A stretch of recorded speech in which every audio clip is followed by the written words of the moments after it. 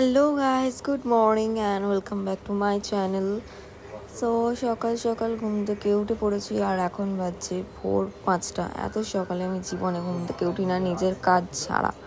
তো যেহেতু আজকে একটা শ্যুট আছে, যার জন্য সকালবেলায় ঘুম থেকে উঠে পড়েছি, কারণ আমাকে অনেকটা যেতে হবে সেই ভাতার বলগোনা ওই সাইডটায়। তোমরা অনেকেই জানো জায়গাটা। তো অনেকটা দূর যাব, পুরো টিম থাকবে, ওদের সাথেই যাবো একসাথে। তাই জন্য সকাল সকাল ঘুম থেকে উঠে আগে আমি রেডি হয়ে আমার স্কিন কেয়ার কমপ্লিট করে নিচ্ছি। তো বাকি মেকআপ তো সমস্ত কিছু আমি ওখানে গিয়েই করবো, যার জন্য ওটা নিয়ে আমার কোনো চাপ নেই। সো চলো, তো রাস্তায় যেতে যেতে এখানে একটা জায়গায় আমরা দাঁড়িয়ে গেছি, আর দাঁড়িয়ে গিয়ে যাচ্ছি হচ্ছে এখানে একটা দোকানে চা খেতে। চা খেয়ে নিয়ে দেন কাজে লেগে পড়বো।